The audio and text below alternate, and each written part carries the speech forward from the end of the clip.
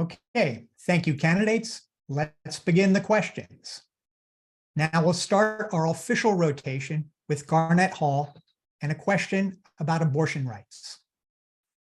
While the recent SCOTUS decision has temporarily preserved the use of mifepristone, this case has been a wake-up call to all states, including New Jersey, that currently have some abortion protections in place. What will you do to strengthen both the right and access to abortion and the expansion of abortion care here in New Jersey, including expanding coverage for abortion care to undocumented people who currently already have access to prenatal and postnatal care? You have 2 minutes.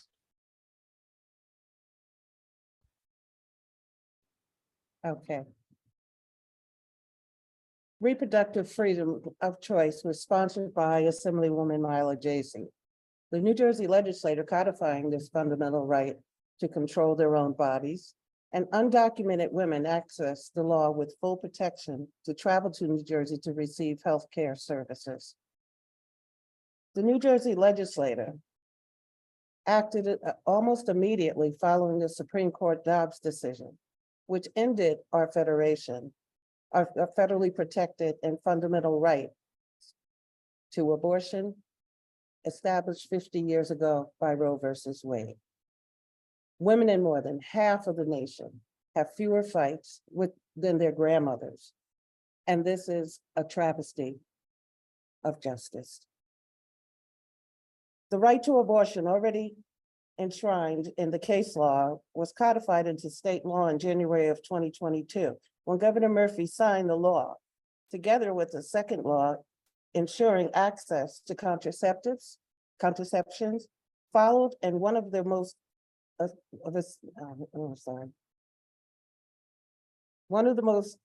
meaningful voting sessions that has ever been seen before. Assembly Jacey was the prime sponsor of the law, known to Reproductive Freedom of Choice Act, ensuring New Jersey women have access to safe abortions performed by qualified medical professions free from government interference. The New Jersey right to this protection is secure unless the Supreme Court bans abortion nationwide. Because we acted immediately to codify the fundamental right, doctors and patients have the full protection, as do who travel to New Jersey because they are denied reproductive health care in their home state. I also support Equity and Access Bill, which will codify insurance coverages, increase Medicaid rates, and expand the scope of practice, ensuring all women will have the ability to take advantage of the right for which we have fought for 50 years. And is to lead the sponsor of Access Bill. If bills do not pass during this session, it will be one of my top priorities when it's reintroduced next session. And I just want to know, I have been there at the marches. I believe in this. I have to speak up for this. So I will continue to do that no matter what the outcome. Thank you. Frank McGehee, your response. You have 1 minute.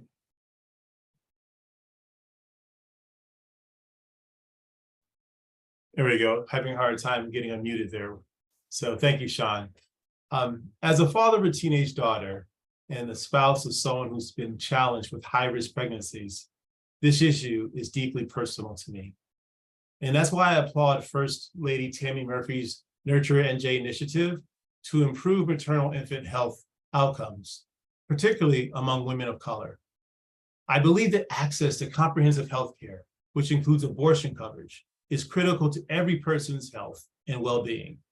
All people should be able to make a decision about their bodies, including the decision to have an abortion without government interference.